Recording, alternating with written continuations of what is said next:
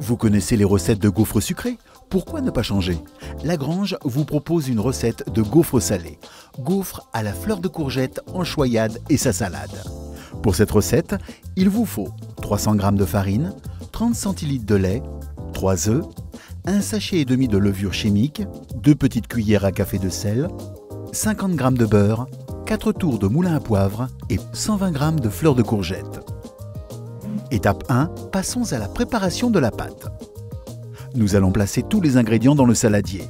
300 g de farine, 30 cl de lait,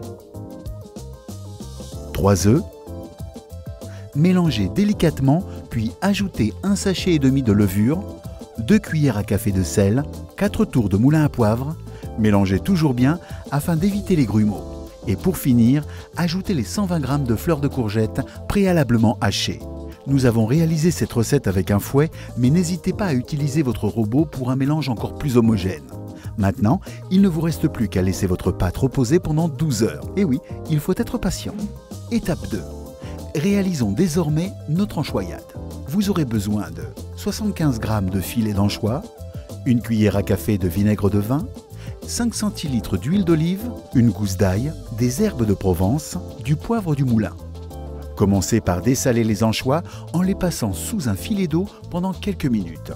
Mélangez ensuite dans un mortier le vinaigre, l'huile d'olive, les herbes, le poivre et l'ail finement haché. Rajoutez pour finir les anchois et pilez l'ensemble pour en faire une pâte bien homogène. À défaut de mortier, vous pouvez utiliser votre mixeur pour élaborer cette sauce. Réservez votre enchoyade. Étape 3. Et maintenant, à la salade. De fenouil. Tranchez des copeaux de fenouil à l'aide d'un économe. Et réservez-les au moins 2 heures au réfrigérateur. C'est pourquoi nous vous conseillons de préparer cette recette à l'avance. Étape 4. Passons aux choses sérieuses, la cuisson des gaufres. Positionnez vos plaques dans votre appareil Lagrange. Ensuite, branchez votre appareil et laissez préchauffer jusqu'à ce que le voyant s'éteigne. Une fois l'appareil préchauffé, huilez légèrement vos plaques sur toute leur surface à l'aide d'un pinceau ou d'un papier absorbant. Utilisez la louche doseuse fournie avec votre appareil, puis versez la pâte en remplissant bien tous les carreaux. Attendez 1 ou 2 secondes que la pâte commence à lever dans la plaque, puis tapissez-la avec le dos de la louche.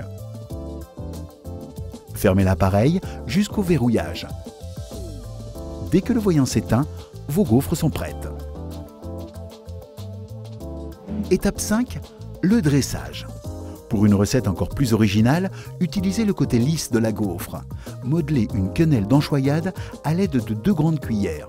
Déposez-la sur votre gaufre, puis disposez les copeaux de fenouil ainsi qu'un peu de mesclun.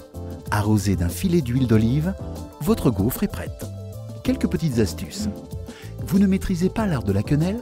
Plus simple, mais tout aussi gourmand, n'hésitez pas à utiliser le tartineur. Et enfin, pour un apéritif dînatoire réussi, réalisez cette recette avec les plaques mini-gaufres. Vous épaterez à coup sûr vos convives. Il ne nous reste plus qu'à vous souhaiter un bon appétit.